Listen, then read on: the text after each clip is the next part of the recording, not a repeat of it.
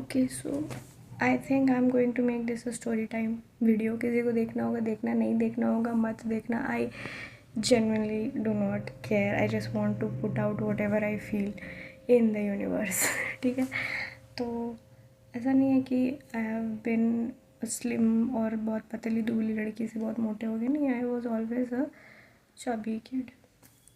तो या there is some genes that I agree to, but उसके अलावा मेरा जो घर है वो एक ऐसे जगह पर है जहाँ मेरे आप गेट से निकलेंगे and there are lots of stalls. आप नाम लीजिए, आप मोमोज बोल लीजिए, चाउमीन बोल लीजिए, fuchka, whatever you want, samosa, क्या चाहिए आपको, बादाम, झालमुड़ी, जो भी चाहिए, it is I have to just step out of my house and it's all there.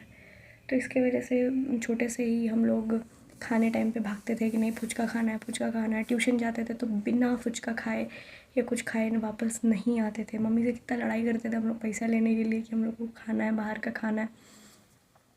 तो हाँ, उसके वजह से आई वॉज फेयरली चबी। ठीक है, फैट नहीं बोलते, चबी थे हमेशा से।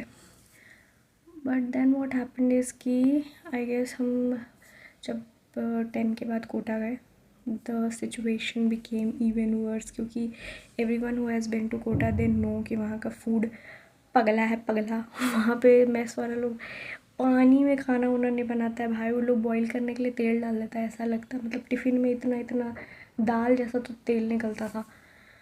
तो उस सब की वजह से वेट गेन हो ही रहा था, सबका हो रहा था, ठीक है, बट मेरा और ज़्यादा हो रहा था। One because of genes and secondly I think हमेशा से हम लोग को, क्योंकि हम लोग इतना ज़्यादा बाहर का खाते थे तो बहुत कंट्रोल करने का कोशिश किया जाता था।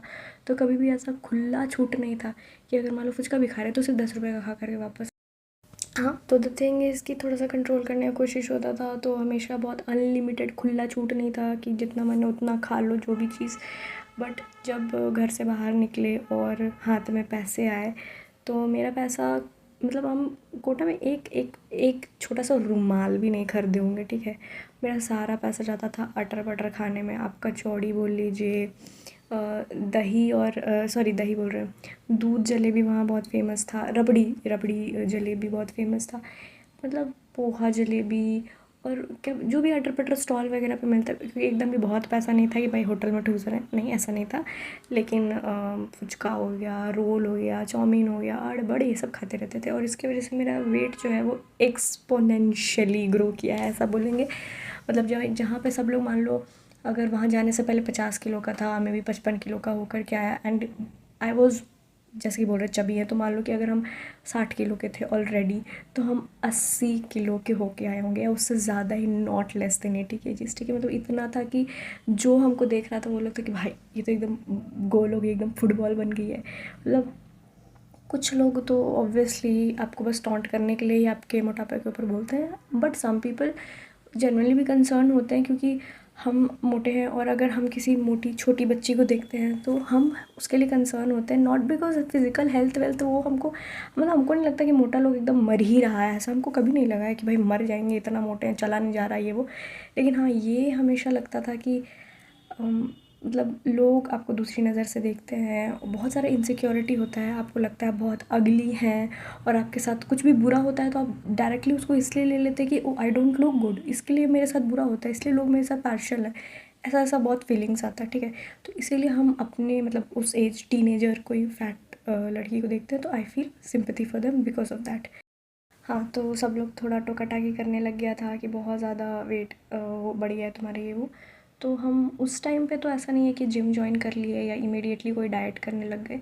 लेकिन हाँ, मेरा कोटा जो बहुत ज़्यादा हमको एकदम एक्स्ट्रा ऑर्डिनरीली फ़ैट बना दिया था, वो कम हुआ जब हम ये क्या बोलते हैं, ये तृप्त होम यहाँ है रांची में, एक हॉस्टल है, वहाँ पे हम अपनी दीदी के साथ रहते थे, और खाने के बाद हम एक हैबिट बना लिए थे कि हम कुछ नाश्ता हो, लंच हो, डिनर हो, कुछ भी हो खाते थे, तो वो लिमिट में खाते थे, और खाने के तुरंत बाद इमीडिएटली बाद हम वॉक करने लगते थे। मतलब वहाँ मेस में खाए हैं और प्लेट धो के रखे हैं और फिर चलना शुरू हो गए। कितने बार तो मेस वाले भैया बोलते थे कि वो पेट में जाने दीजिए, उसको बैठने दीजिए, आप तो दौड़ने लग गए हैं सीधे। लेकिन वो असर किया, खाने के बाद वॉक करना असर करता है, ठीक है। और उसकी वजह से हम एकदम स्लिम ट्रिम बारबी डॉल ऐसा हुआ नहीं कुछ, लेकिन हाँ, आई स्टार्टेड लुकिंग नॉर्मल। लोग मतलब ओके ओके तुम्हारा कुछ कर रही है, तुम ऐसे पता चल रहा है, ऐसा हो गया था, ठीक है। बट फिर वही मेरा हाल, अगर हम रिज़ल्ट यूँ देखते हैं तो फिर उसके बाद खुशी में यूँ ठूसने लगते हैं और फिर मोटा जाते हैं, तो ये होते रहता है। उसके बाद मेरे लाइफ में थोड़ा बहुत जो वज़न घटने का जोश फिर आया वापस, वो था जब हम कॉलेज वॉलेज छोड़ दिए। कॉलेज में भी बहुत ट्राई किए हैं भाई, मतलब हम तुम आपको बताते हैं, जब हम कॉलेज में थे, मतलब मेरा जब यूजी चल रहा था, तो हमको लगता था कि हम नॉर्मली खाते हैं, लेकिन एक इंसिडेंट बताते हैं जिससे कि आपको पता चलेगा कि नहीं, हम नॉर्मल नहीं खाते थे, इसीलिए मेरा वेट कभी नहीं घटता था। कि जो शाम में स्नैक्स वगैरह होता है ना, वो हम बहुत सारा चिप्स का पैकेट वगैरह सब ले हो के आते थे। हम थे और मेरी रूममेट थी पांडे, पांडे भी इस बात का गवाह है। तो मेरे रूम में चिप्स का पैकेट वैकेट बहुत फेंका रहता था, हम लोग का रूम पूरा कचरा रहता था भाई। मतलब एक आध वीडियो भी होगा तो कभी हम दिखाएंगे, ठीक ना, कितना गंदा रूम रहता था हम लोग का, और उसमें बहुत सारा कचरा रहता था, तो कभी हमको नोटिस नहीं। तो सारा कचरा मेरा भी रहता था, पांडे का भी रहता था। पांडे प्लीज़ कमेंट की तुम्हारा भी रहता था, ठीक है। तो बहुत सारा कचरा रहता था। मेन बात ये है ना कि एक लड़की थी वो हॉस्टल में, उसका नाम हमको याद नहीं आ रहा है, वो हमको एक बार टोकी कि हाय हम तुमसे बात, मतलब कुछ बात कर रही थी, और वो बोली कि हाँ तुम्हारा नाम नहीं पता था, लेकिन हम तुमको देखते थे कि तुम क्यूट सी चब्बी सी है, बहुत सारा तुम चिप्स विप्स खरीद के शाम में डेली ले जाती है। हम बोले कि बहुत सारा, और ये क्या नोटिसेबल है कि कोई ये चीज़ ध्यान रखे कि जो शाम में बहुत चिप्स लेती है, क्योंकि सब लोग ही शाम में कुछ ना कुछ तो खाने निकलता है, ये कुछ ना कुछ तो लेकर के आते ही था हॉस्टल में। बट हम नोटिसेबल हैं, आप ध्यान दीजिएगा मेरे इस हरकत पर, ऐसा हम कर रहे हैं। उस दिन हमको रियलाइज़ हुआ था। और फिर मेरी एक फ्रेंड है सल्लू, वो भी हमको बोलती थी कि भाई तुम ना, तुमको पता नहीं है लेकिन तुम ज़रूरत से ज़्यादा अड़ खाती है, ठीक है। तो होता है आदमी को कुछ कुछ रियलाइज़ जो है नहीं होता है अपना मिस्टेक, वो दूसरा लोग बताता है तब वो मिरर दिखता है ऐसे, वो वाला हुआ वहाँ पे। तो हमको पता चला, हाँ। तो हम बता रहे थे कि दोबारा जोश कब जागा है हमको वज़न घटाने को, और हम असर लायक वज़न घटाए भी कम है। तो हम गए थे बैंगलोर अपनी दीदी के साथ। अब हम आपको एक और स्टोरी सुनाएंगे कभी मेरे चेंजिंग करियर पाथ्स के बारे में, तो उसमें हम बताएंगे कि हम बैंगलोर क्यों गए थे, बट हम गए थे बैंगलोर, ठीक है। तो वहाँ बैंगलोर में हम जॉइन कर लिए थे जिम, और वो जो जिम था वो नॉर्मल जिम नहीं था, वो बहुत ज़्यादा कंसेप्चुअल जिम था। मतलब उसमें बहुत सारा गेम्स करवाता था। जैसे अगर सैटरडे है तो सैटरडे को हर्डल वगैरह वाला गेम कराएगा, रनिंग कराता था, तो वो ट्रेडमिल पे नहीं कराता था, वो आपको बाहर जिम के बाहर रोड पे दौड़वाता था सबके सामने। और बहुत सारा मतलब ग्रुप एक्टिविटीज़ करवाता था। तो वहाँ से जो, इससे पहले भी हम जिम ज्वाइन वाइन करते थे, लेकिन हम एक हफ्ता करके भी छोड़ देते थे, पैसा पूरा पूरा महीना का भी गायब हो जाता था, दुख लगता था, लेकिन नहीं जाते थे। लेकिन यहाँ पे इतना ज़्यादा इन्वॉल्व करवा देता था ना कि हमको डेली जाने का मन करता था। हम सुबह सुबह उठ के एकदम रेडी रहते थे कि हमको जिम जाना है, जिम जाना है, क्योंकि वो मेरे दिन का बहुत एक्साइटिंग, बहुत अच्छा पार्ट होता था, और हमको निकलने का भी मन नहीं करता था।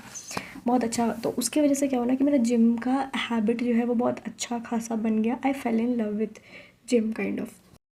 और इसकी वजह से जब हम वापस रांची आए तो करियर वाला चीज़ छोड़ो, लेकिन हाँ हम वापस से जिम ज्वाइन किए, और फिर हम 3 महीना लगातार जिम गए और अच्छा खासा वेट लॉस किए। उसके बाद जो है मतलब सब लोग थोड़ा बहुत नोटिस करने लगे कि ओ हो कितनी अच्छी दिख रही है, ऐसा वैसा, तो हमको बहुत अच्छा अच्छा लगने लग गया।